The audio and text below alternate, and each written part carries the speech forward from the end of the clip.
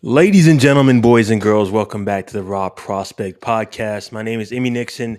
Today we're doing part 2 of our 2023 college football preview. Leave a like down below, subscribe to the channel if you're excited for football season, college and pro. We're going to be covering all of it. And as always, joining me from Houston, Texas, the Stat King himself, Mr. Michael Wayne. How you doing? Doing well on this Sunday night. Going to bring the energy tonight. As Emmy mentioned, like and subscribe to our channel.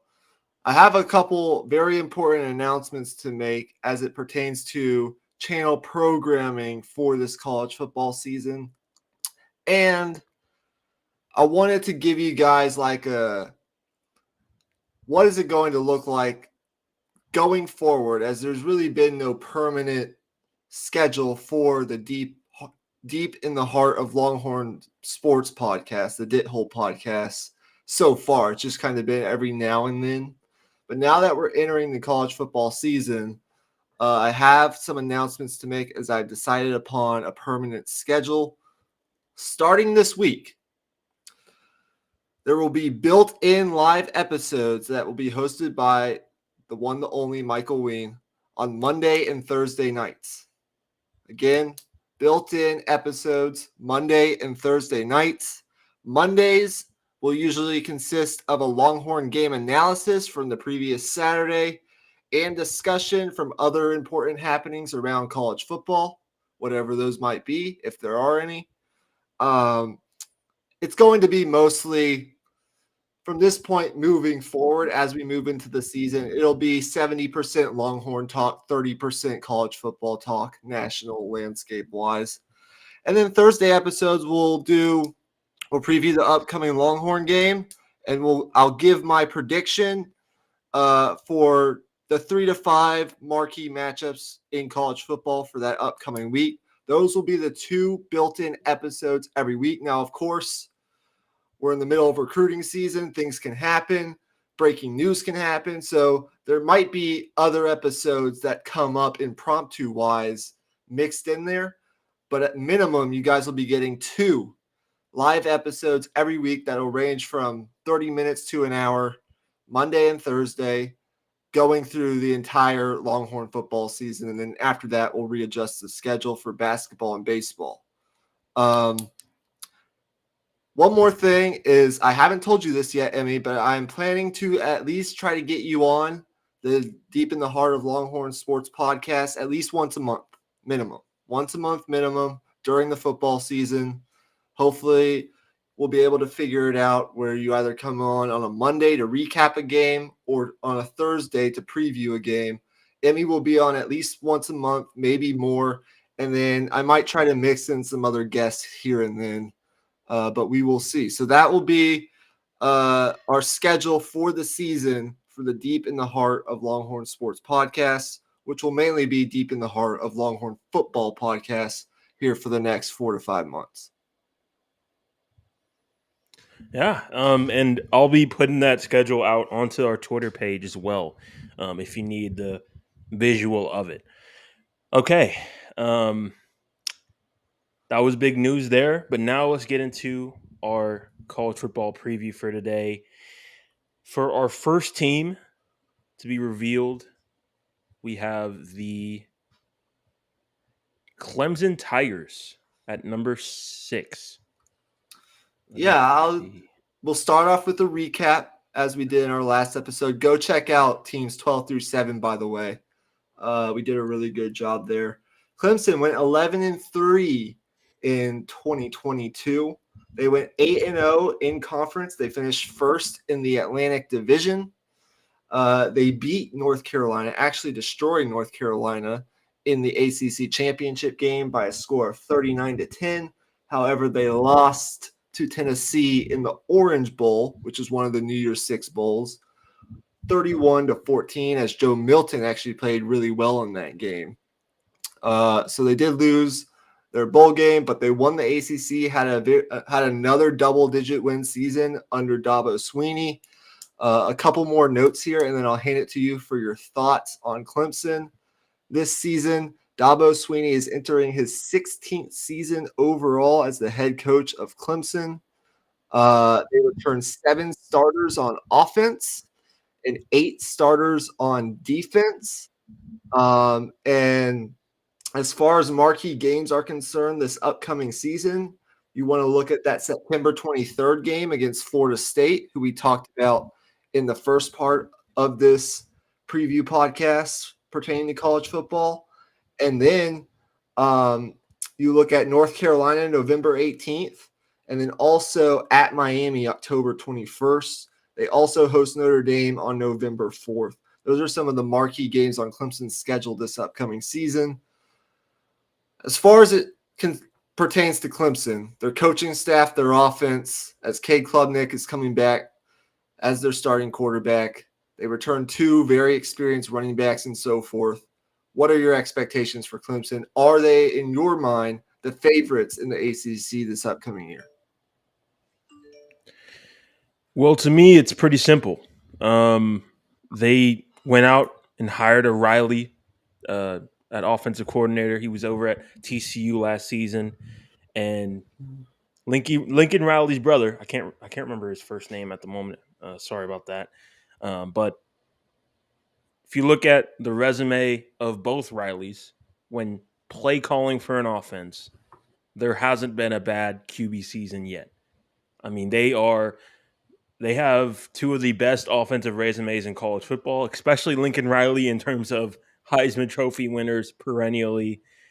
And last year, Max Duggan being a Heisman finalist as well. Cade Klubnik, I think, with his talent as a passer, will immediately raise the floor of the offense. And they consistently bring talent defensively each and every year. So really it comes down to offensive consistency, and 2, can you win the big games, the big marquee matchup with Notre Dame, obviously, and then, of course, Florida State.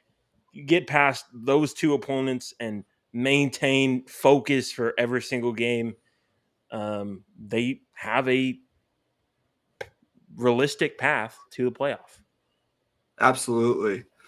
I want to go over some of their key departures because a lot of the times we talk about who a team added, but we also have to acknowledge what a team lost, especially with the high turnover rates in college football year after year after year. They, of course, lost DJU as their quarterback, who transferred to Oregon State and will be playing in the Pac-12 along with some of the other marquee names at quarterback that we now have in the Pac-12. And Oregon State's supposed to be projected to be pretty good this season, finishing the top half of the Pac-12. They lose 2 key starters on their defensive front in Brian Bresee, who was drafted in the first round by New Orleans this past draft, and then Miles Murphy, who was drafted in the first round by Cincinnati. And then they also lose a key starter at linebacker in Trenton Simpson, who had 164 career tackles and was drafted in the 3rd round this past year's draft by Baltimore. So those were some of their key losses. Now, as far as this year is concerned, I actually have a lot of confidence in this offense. This offense has not been super explosive the past couple years for a variety of reasons. Some of that pertain to the struggles of DJU. Some of it has pertained to a lack of explosiveness and talent at the wide receiver position for whatever reason. But they bring in Garrett Riley, who should help them significantly offensively. His track record speaks for itself. I have high expectations for Cade Klubnik, who was the number 2 rated quarterback in the 2022 recruiting class. He played very well at the end of last year. They have one of the best, if not the best, it's right up there with Michigan and some other backfields. One of the best backfields in college football with Will Shipley and Phil Maffa.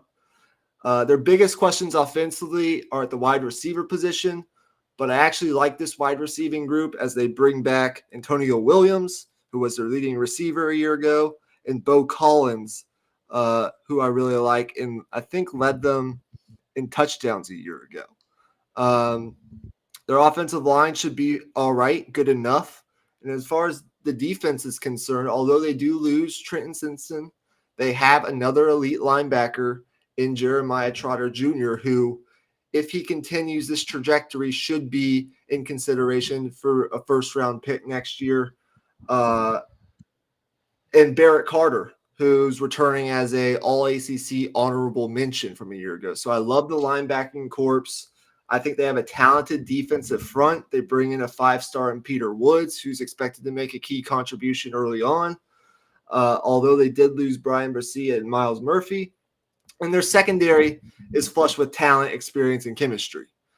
I expect the defense to be top 30-ish level in college football, and I think this offense has the opportunity to be, after a precipitous drop-off in production the past couple of years, due to the upside of Cade Klubnik and what they have in that backfield and what they're going to be able to do running the football and the creativity of Garrett Riley as the offensive coordinator and what he was able to do with Max Duggan.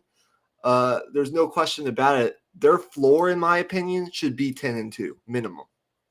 But I think there is potential for an 11-1, 12-0 type season. So I wouldn't sleep on Clemson. I know a lot of people are, just because they haven't had the success like they were a couple of years ago, the past couple of years. But they're in a conference where if they can win one or two of these marquee games and get past the rest, no issue, which they should be able to do, there's no reason why it shouldn't be a 10-2, 11-1 type season with a New Year's Six Bowl game appearance at minimum for Dabo Swinney and the Clemson Tigers. Definitely.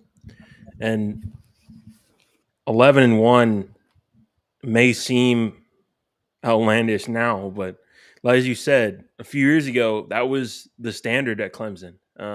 It was perennially great quarterback after great quarterback coming through Clemson. And there was a bit of a lull there with DJ Ukulele. For whatever reason, it didn't end up working out there. But now with Cade Klubnik, the precision passing game is going to be at another level, or back to the level it needs to be. Yeah, and one more thing on Clemson. We know that, of course, we're going to have this upcoming week. We're starting on Sunday. We're going to go through this week. At the end of this week, there will be what they call week 0 in college football, right? There are a couple games that you might have some interest in if you're a diehard college football fan, but there's no like marquee game that I don't think everyone's going to be watching from a national standpoint. I mean, Notre Dame's playing Navy, and that's a cool game to watch. I want to see Sam Hartman at Notre Dame and what that looks like early on. So I will be watching that. But outside of that, there's not a whole lot unless you're deep into the weeds of college football. But then next week, the week after this week, is when we officially enter game week for week 1.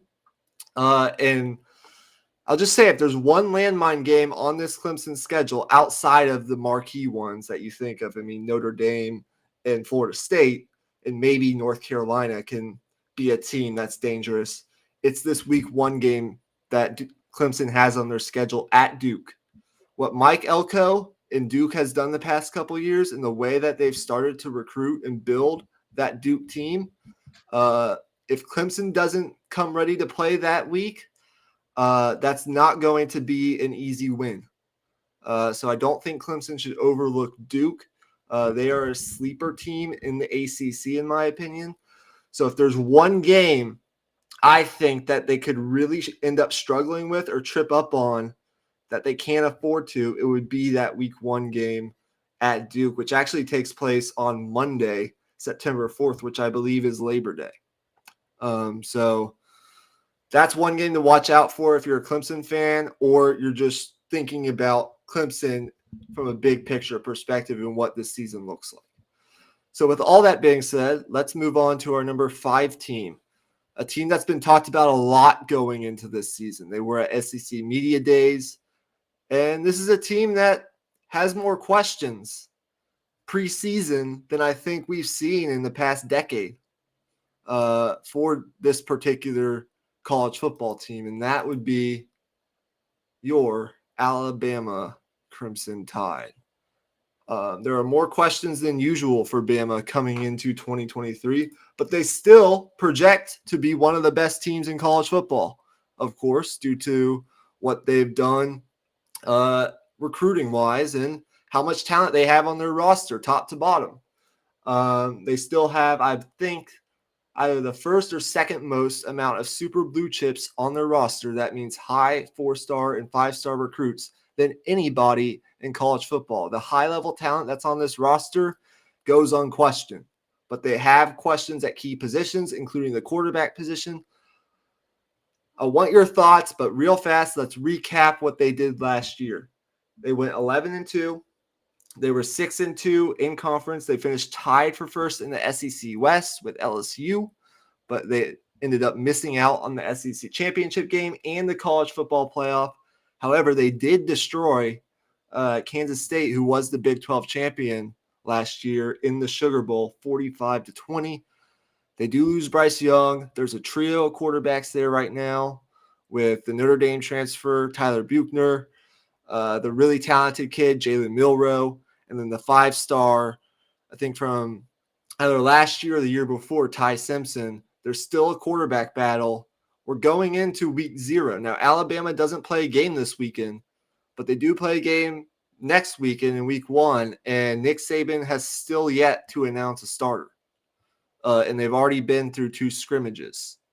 So there are questions at positions other than running back. We will see who the starting quarterback is going to be. I think it's going to be Jalen Milroe week 1, just because I think he's the most talented guy and he's had the most in-game experience of any of these quarterbacks as he played a little bit last year. But I think you're going to see them experiment a little bit in that week 1 game as I think they can afford to. They're going to blow out whoever they're playing. I think it's like Middle Tennessee State or something. And I think you'll see Ty Simpson get in. I think you'll see maybe Tyler Buchner get in. If they're still uncertain on who that quarterback should be, I think you might see 2 to 3 of those guys play in that week 1 game, because you have to know who your guy is going into that week 2 game against Texas. You just have to. So what are your thoughts on Bama? We know the questions at quarterback. We know that this team is probably being doubted more preseason than any other Nick Saban team in the past decade that I can think of. But they still have tons of talent on this roster. What are your expectations? Well, college football previews are difficult for reasons. It's mostly because of teams like Alabama each and every year. Teams that lose their quarterback still have questions at the quarterback position, but we know of their talent, we know of their reputation, we know that they have the coaching. The reason I think this Alabama team can prove people wrong is because defensively, I think they're being a little bit underrated. You look at Kool-Aid McKinstry, you look at the talent they have on the back end there. I mean, Kool-Aid McKinstry is a guy who played legit starting snaps as a true freshman in the second half of his true freshman season. In the Alabama defense, like with Nick Saban basically as a former defensive backs coach and as the guy evaluating all those guys, and with the complicated system that they run, I mean, it's extremely rare to have guys like that with that experience and with that pedigree. So I'm not super worried about this Alabama team. Whether or not they get back over the hump and get back into the college football playoff, it's hard to really say. There's a lot of questions that need to be answered. First of all, what are they at the quarterback position, that's the biggest one. But of course, can they continue to improve in terms of not giving up big plays? We know the talent of the back end of that defense, but even with that, last year they did give up a lot of big plays, and there was no bigger example of that than the Tennessee game, where they gave up multiple big touchdown throws to Jalen Hyatt and just had a lot of miscues in coverage as well. Yeah, they're certainly one of the more intriguing teams coming into this season. I talked about the quarterbacks a little bit. As I said, I expect them to play around a little bit in that week 1 game against Middle Tennessee. You have to know who your guy is going into Texas. As far as games to be concerned about on their schedule, if they can get through week 1, know who their quarterback is, they've always played really well at home. It's super hard to win in Tuscaloosa. I think that Texas game is going to be highly contested and well fought, as we saw last year. I mean, Texas is going to get up for that game, and I think they have the amount of talent on their roster. If Ewers is playing good football, as we saw in last year's Alabama game, anything close to that, Texas will be able to compete and make that game competitive. But it's hard to win in Tuscaloosa. If they can sneak past that Texas game, as far as games that I would be worried about on this Alabama schedule, I mean, there's a tough road trip stretch right after, I believe, week 5, week 6. They go at Mississippi State, at Texas A&M. If they don't, I mean, this team had problems on the road last year with penalties and undisciplined type play. I don't expect that to be the case again, but those are 2 tough road environments, and you just can't go into these road environments in the SEC and expect to win, even if you're Alabama and or Georgia. Mississippi State could be a sleeper team this year, and I know there's a lot of doubt around Texas A&M, but they're going to be better than they were last year. That's just what it is. And then you get Tennessee at home. Luckily, you get Tennessee and LSU at home, but those are 2 really, really good football teams. Those are really the games. And then, of course, the Iron Bowl. I mean, Auburn's going to be a bit better than they were last year. But Bama's had good success in that game in years past. There are a couple games mixed in there, that road trip and then the Tennessee and LSU games. But I see Alabama 10, 11 wins. They don't play Georgia. I think 11-1 is probably the ceiling and getting into the college football playoff if they find a way to win the SEC, which I think is totally possible. I like their receiver room this year with Ja'Cory Brooks, the Georgia transfer Jermaine Burton, and Kobe Prentice. It's been a question mark the past couple years. Last year wasn't a very good year from an Alabama standpoint at the wide receiver position. I think that'll improve this year. And the defense, despite losing some talent, we think about Brian Burns, we think about Jordan Battle at the safety spot. We think about Will Anderson Jr. at the pass rusher position. They still have guys. They have, I think, 6 former 5-stars at the edge rush position alone. That just gives you introspective into the amount of super blue chip talent that's on this Alabama roster. It's unbelievable. Dallas Turner is going to spearhead this defense. He's going to be a top 10-ish pick next year, depending on what he does this upcoming season. I expect him to have a huge year. And then watch out for Kool-Aid McKinstry. Just names to know. He's going to be one of, if not the best corner in next year's draft. Terrion Arnold is a great second corner. That makes for a great shutdown corner duo. I think their secondary is still going to be really good. Their safeties will be fine. They have to replace Burns and Battle, but I think that'll be okay. They've recruited well at that position.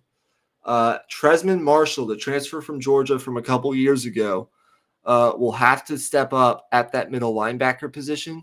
But other than that, defensive front will be good.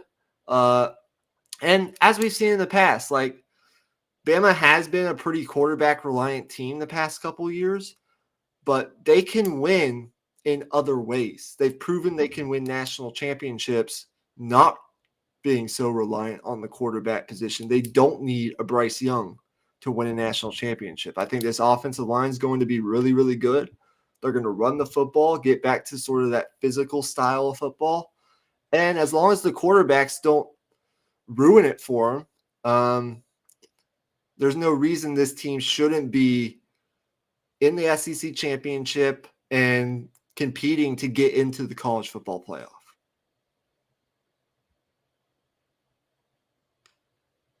Right. And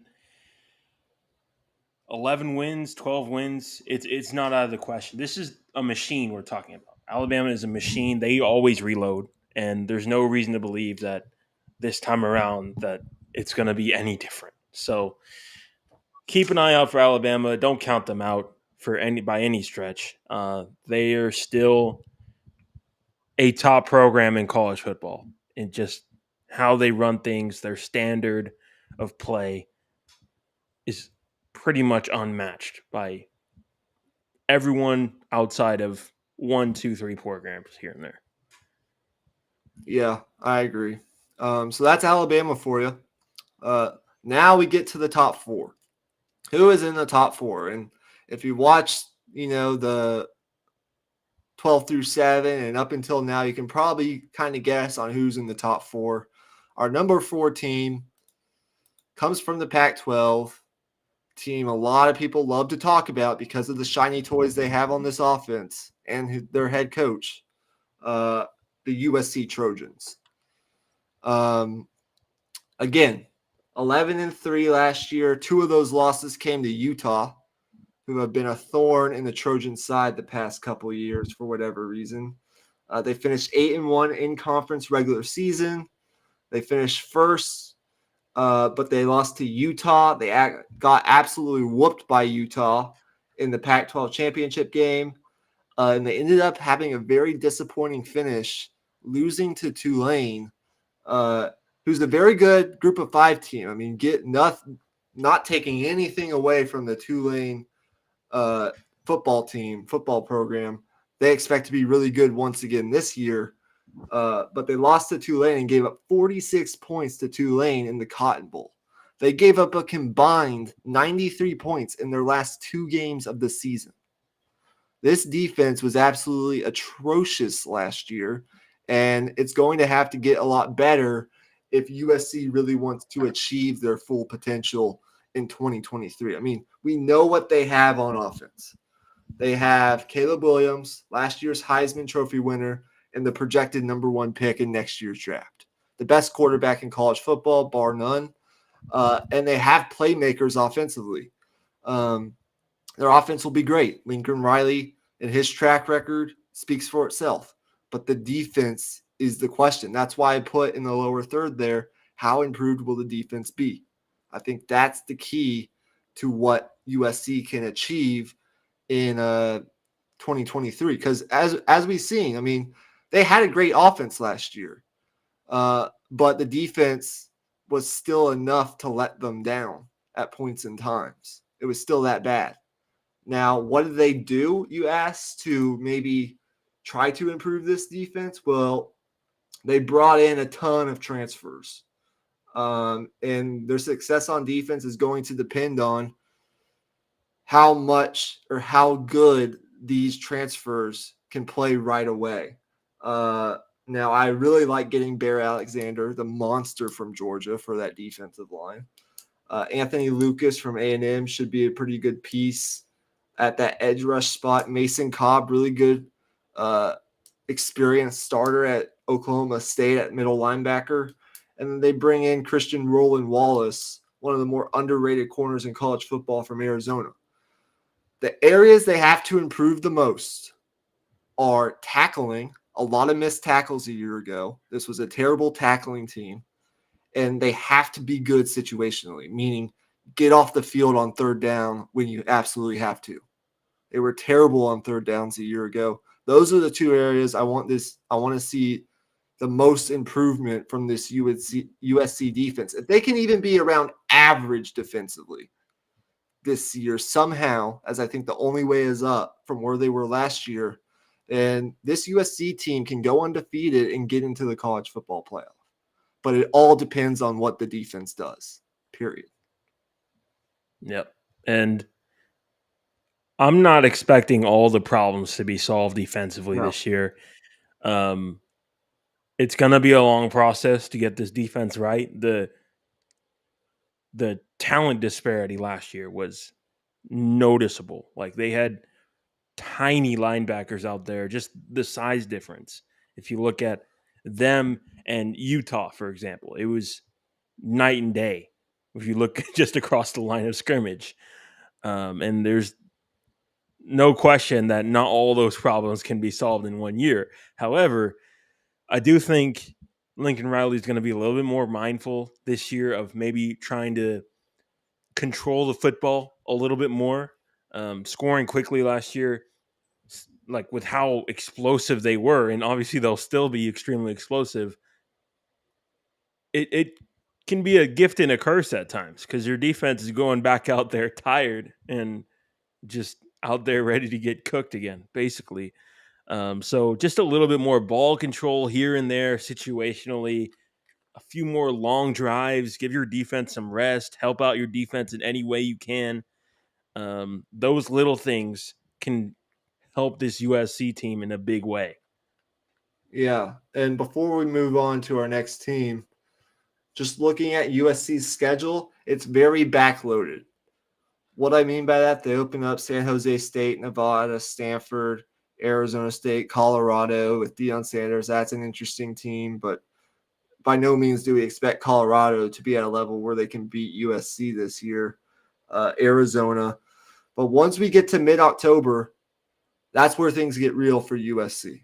They start off fairly easy, games that they should win convincingly, most of them. That October 14th game at Notre Dame is where things start to get tough. At Notre Dame, Utah, at California, Washington, at Oregon. 4 of their next 5 games are against the top, 4 of the top 20 teams in college football, preseason at least. So the back half of their schedule will be key. But as we said, if this defense is even around average for what we've seen from USC the past couple years, the high expectations should be achievable.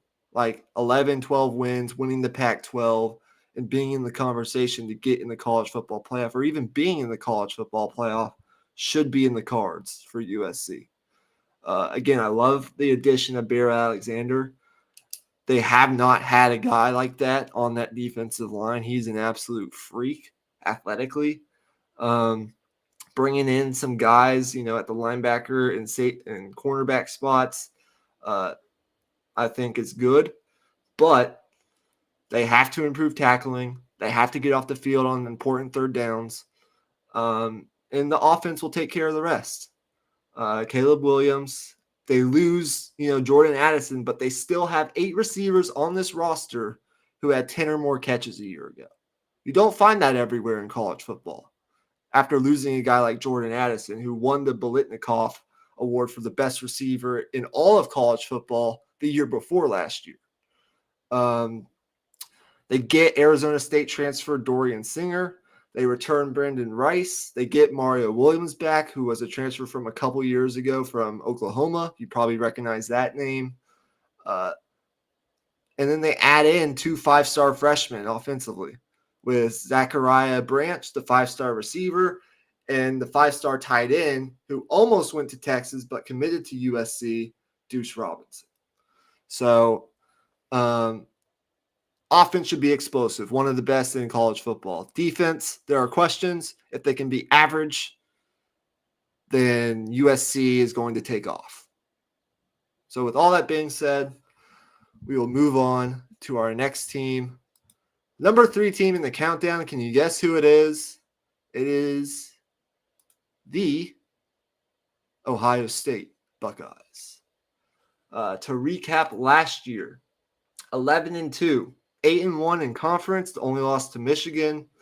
Finished second in the Big Ten East. They lost to Georgia in what was a classic national semifinal game. In the Peach Bowl, they lost to Georgia, got outdueled, but kept that game, I think, more competitive than people thought going in.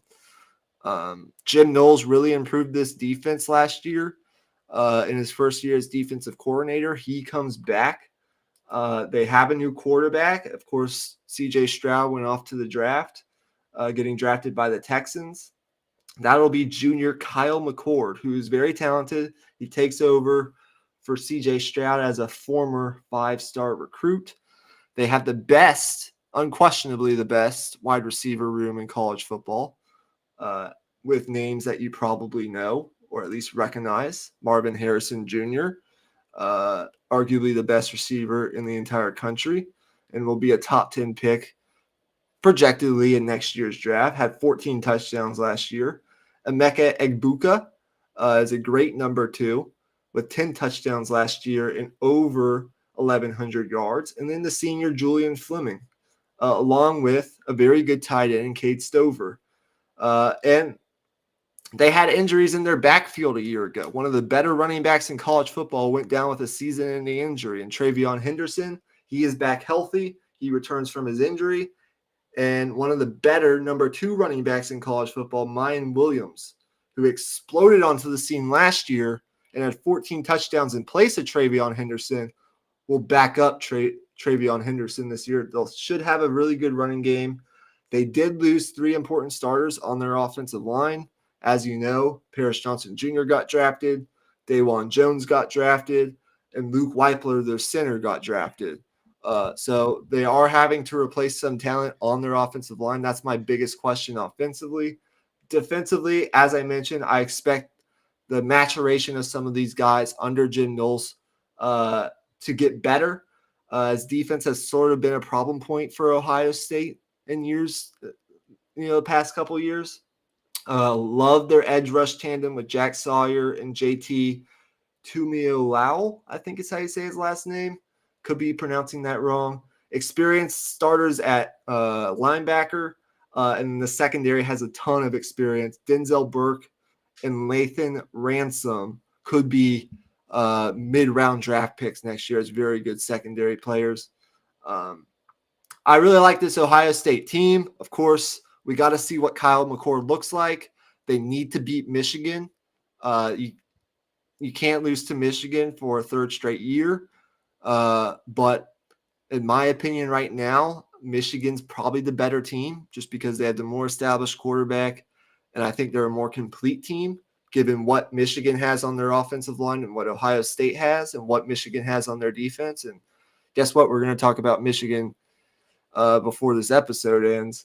But yeah, you have to beat Michigan this year. I think questions will start to get louder and louder. The birds will start to chirp louder and louder as it pertains to Ryan Day and the security of his job. Not that he's going to lose his job if they lose to Michigan again, but that's a big and very important game. One of the most important games yearly in college football. And Ohio State can't continue to not only lose that game, but get absolutely destroyed in that game as they have been the past couple of years. So we'll see what happens. I still think they're a very, very good team. 10, 11 wins, most likely. They can get into the college football playoff, as we've seen even a year ago, where there were some questions. They got in. And they went toe-to-toe with Georgia. So they obviously had the talent to do what I think people expect them to do. But the reason I put that question down in the lower third, will they beat Michigan, is because I think that's the key to how much success they actually have this year. Yeah, that's the game that everyone has circled on the calendar, obviously every single year. But really, Ohio State to me is just matchup dependent. I could argue last year Ohio State was the only team in the nation that could have challenged Georgia the way that they did. Alabama didn't get to play them last year. You could say what you want about that. LSU kind of tailed off in the second half of that SEC championship game. But no matter the case, Ohio State, well, you put them in a shootout. You put them in a game where you have to spread out, play 5 wide receivers. You first team to 50 wins. I mean, good luck stopping them. But if you have a game that's much more slower paced and is a little bit mucked up, a little bit more about running the football, maybe some cold weather games up there in the Big Ten, then that's where things get a little bit more dicey. And you already mentioned the offensive line. That's not a weakness, but it's not as strong as you would like it to be for a Big Ten football team. Right. That's one of the calling cards of great Big Ten teams is offensive line and running game and being able to win cold weather games that they get up there. And that hasn't been the way Ohio State has played the last couple of years. And that has hurt them. Once they got into a dome in that college football semifinal, none of that, all that was out the window, and they could just chuck it around the field. But in the Big Ten, if you want to be successful, that's how you have to do it. Yeah. As far as Ohio State's schedule goes, the key matchups that you guys need to be on the lookout for: at Notre Dame, September 23rd. That's week number 4. That's going to be a marquee game that week that I'll be predicting most likely on my Deep in the Heart of Longhorn Sports podcast. Then you go middle of the season, October, Penn State at home. Of course, we talked about Penn State last episode. At Wisconsin, I think Wisconsin is a sleeper team in the Big Ten this year. And then that last game at Michigan. Those are the 4 games that I'm really looking at on this Ohio State schedule. But again, this team can absolutely challenge for a college football playoff spot and get in the college football playoff. But to me, this season is all about that Michigan game. They need to win that Michigan game. And if they don't, they absolutely need to find a way to win the Big Ten. But I had the feeling that if you don't beat Michigan, it's going to be hard to get into the Big Ten championship game. So that's what it is as it pertains to Ohio State. High expectations. We'll see what happens. I'm interested to watch Kyle McCord at the quarterback spot. Our number 2 team in college football for this upcoming season, and you probably know at this point who number 1 is, but our number 2 team is the Michigan Wolverines. We're on very good pace, 18 minutes to cover the next 2 teams. Let's talk about Michigan. They were 13-1 a year ago. They went perfect in conference play, 9-0. They finished first in the Big Ten East. They beat Ohio State in that marquee matchup, 45-23 at Ohio State in the shoe. That was impressive. But they lost to they lost to TCU in that shootout of a national semifinal in the Fiesta Bowl, 51-45. However, they did beat Purdue in the Big Ten championship. So they went undefeated in conference play. They won the Big Ten for the second year in a row, but they lost to TCU in the national semifinal. And the question for Michigan, I think, as the expectation is to get back to the college football playoff this year. I think that's how good of a team they have, and that's why they're ranked number 2, is once they get to the college football playoff, can they actually win a damn game in the college football playoff? That's, for whatever reason, been a big issue. Before it was beating Ohio State, can Harbaugh beat Ohio State? Now it's, why do they keep disappointing in the college football playoff? And they kind of got screwed last year. I mean, TCU was kind of a team of destiny up until that national championship game where they went up against the monsters that be at Georgia. But, I mean, that was a game that Michigan should have won, period. So that's my big question is, does Michigan finally break through once they get to the college football playoff? It's not going to be good enough to just keep making the college football playoff and not getting to the ultimate goal of the national championship. You got to start winning some of these games in the college football playoff to elevate yourself into the conversation with Georgia and, Alabama, whoever the other elite programs are in college football. So I'll hand it to you now for your thoughts on Michigan. What are your expectations? What do you think about J.J. McCarthy at the quarterback spot? We know the defense is going to be aggressive and nasty. What are your expectations for Michigan? Well, I laid out the weaknesses for Ohio State, and for Michigan, it's the exact opposite. For Ohio State, it was a lot about line play and just toughness in the trenches and whether they can win in that style of football where you got to run the football and dominate in the trenches. For Michigan, they can do all that.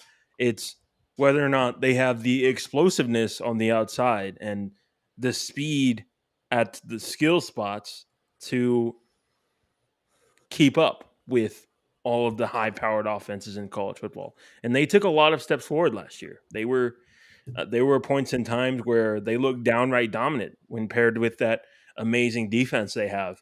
Now it's all about finding that consistency.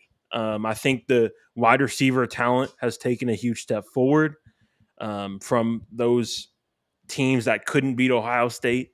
I think with JJ McCarthy having a year of experience under his belt and obviously that playoff experience as well, I think this team can win the national championship this year. And it's that's not the that's being hopeful, obviously, but they have the talent to do it. There's no question about it. Yeah, absolutely. You know all about Mozzie Smith, who the Cowboys drafted. They lose him.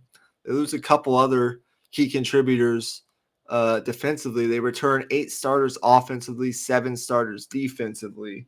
But they're still going to have a nasty defensive front with Chris Jenkins, who's a name to watch. I expect a big year from him. They have a couple freshmen from last year that are rising sophomores who I think will be key contributors in Mason Graham and Kenneth Grant on that defensive line.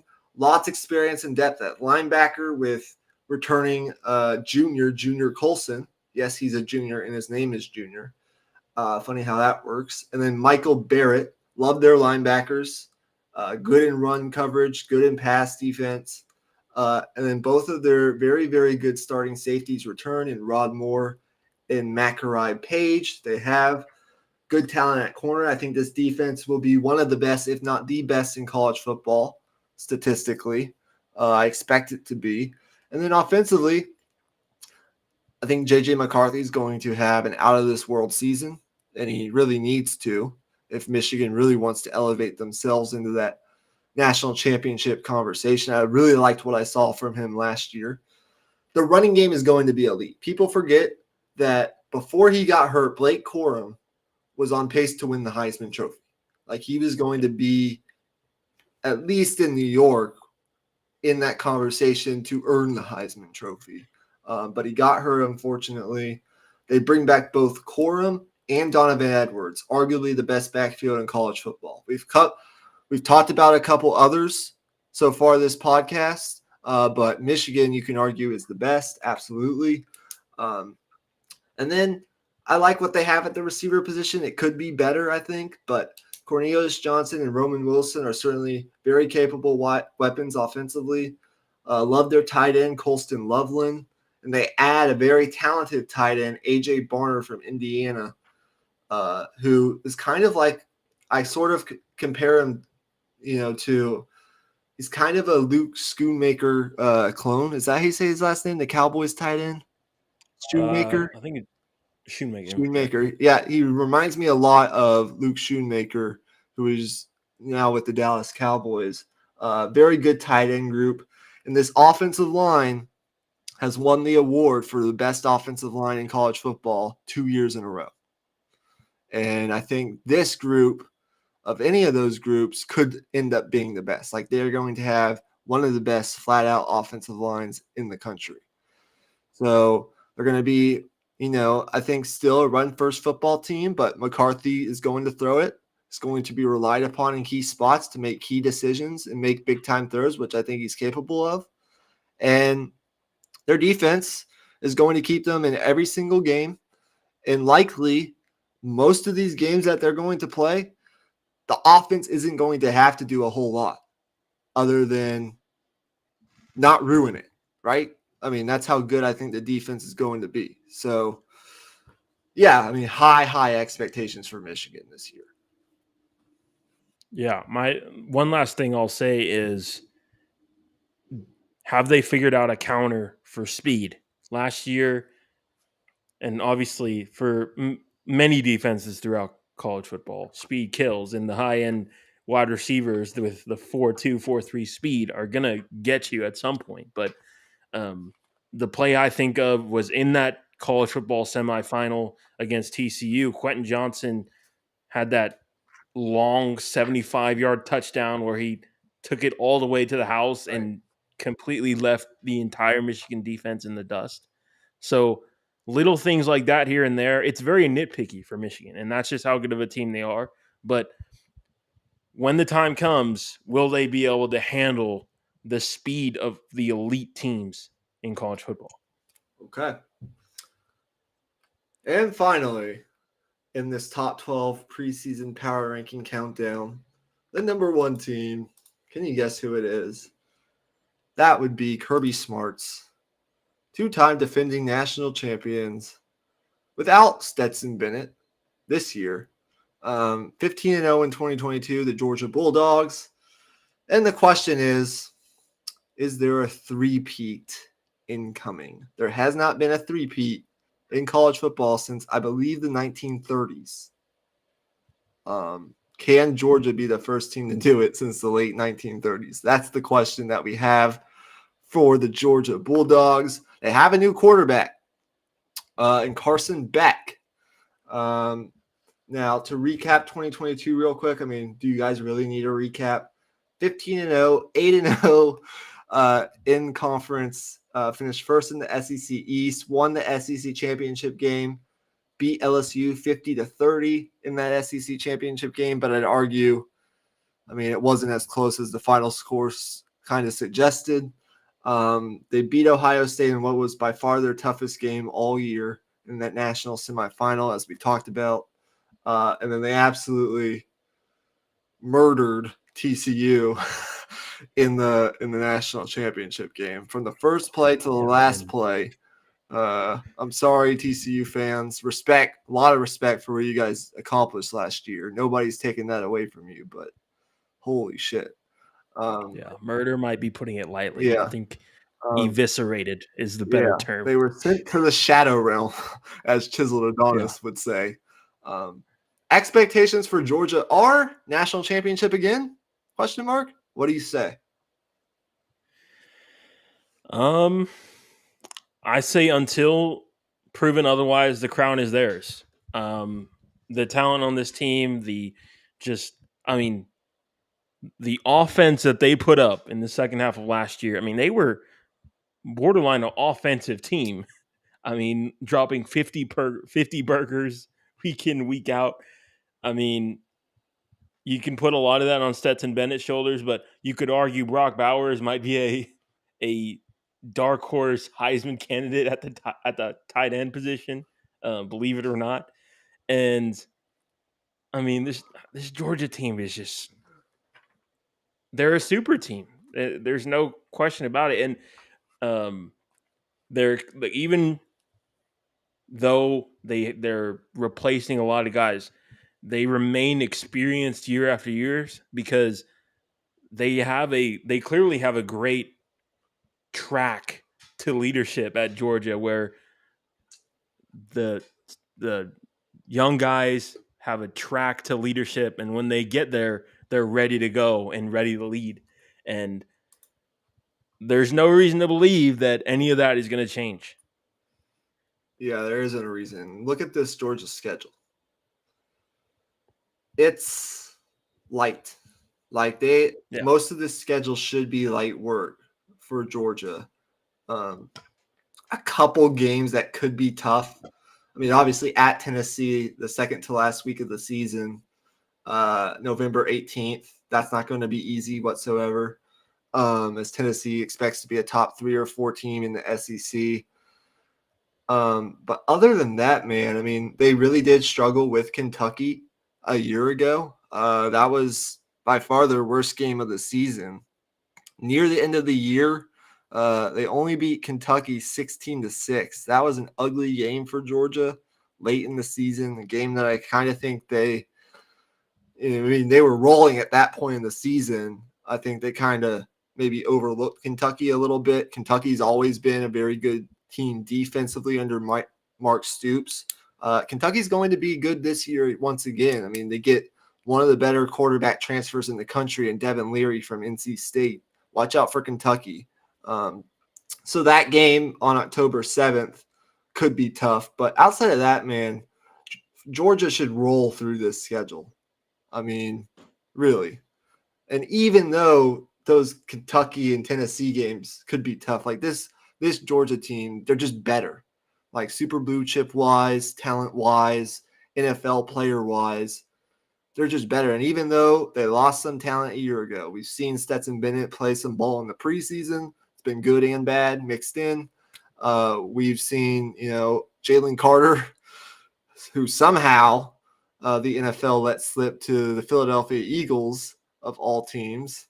That was a mistake by whoever was drafting in those 1 through 8 slots. But we know some of the off the field speculation around what was, Jalen Carter. But I think those questions have been about answered by now.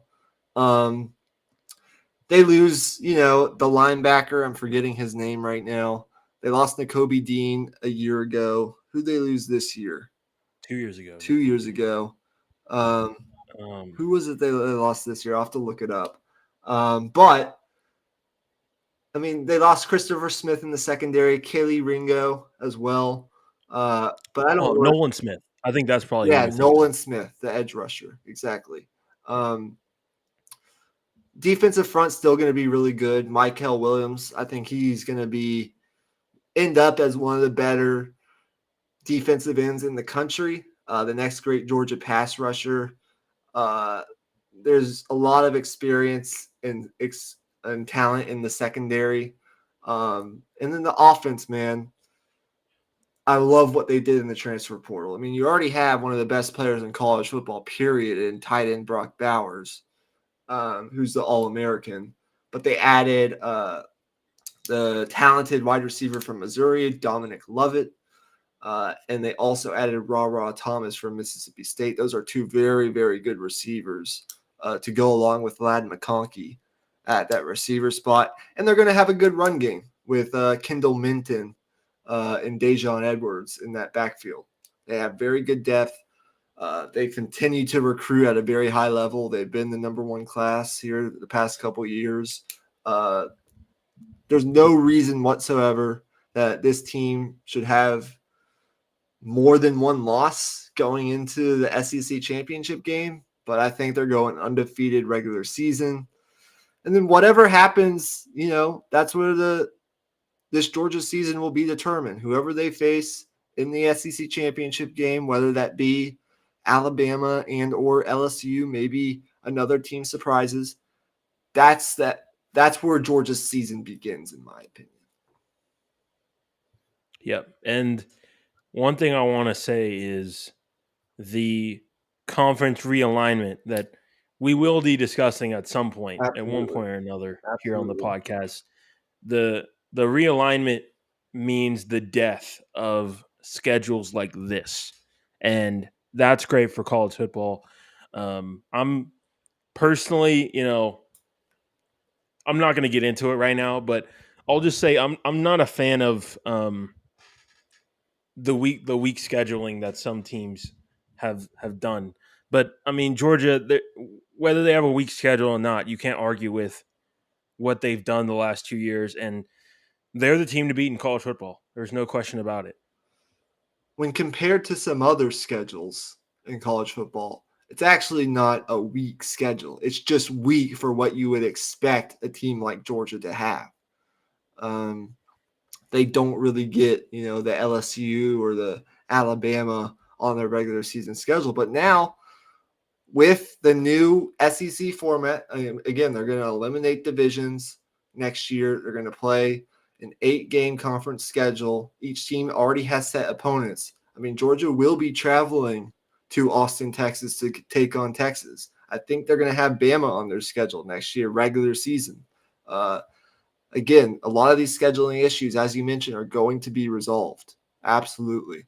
And I do want to probably get one more college football episode on this channel here in the next 3 to 4 weeks where we primarily discuss realignment, because a lot has happened other than Texas and OU going to the SEC and USC and UCLA going to the Big Ten. So we'll absolutely be discussing that.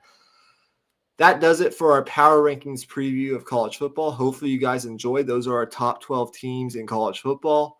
Before we sign off, once again, I want to remind you that, and I will be putting up reminders before I go live every Monday and Thursday on our Twitter feed, saying when I'm going live and maybe the main topic that will be discussed for that day. But this week, the week before game week for Texas, tomorrow, I'm going to be discussing fall camp storylines and takeaways from this past weekend's scrimmage. And I'm going to give my in-depth preview for the Texas defense. A lot of good things coming out of camp pertaining to this Texas defense. And then Thursday, I'm going to talk some recruiting and then dive into the offense. And then most likely the following Monday, I will be giving my official Texas prediction and talking about some other teams in the Big 12 that could potentially challenge Texas in the Big 12 and maybe some other college football storylines. And then next Thursday is when I'll do predictions for the game against Rice, along with whatever other marquee games there are in week 1, including that Florida State LSU game. And hopefully maybe you will see Emmy on one of those episodes. We will have to see. So with all that being said, hope you guys like and subscribe. Check out our NFL content that is coming. We are 3 weeks now from the kickoff of the NFL regular season. We just, I think, wrapped up or are about to wrap up week 2 of the preseason. In that power rankings episode, we've been getting some good feedback on that. So with all that being said, just like the chances of Georgia not going undefeated in the regular season, I think this year, we are gone. Peace out. Peace.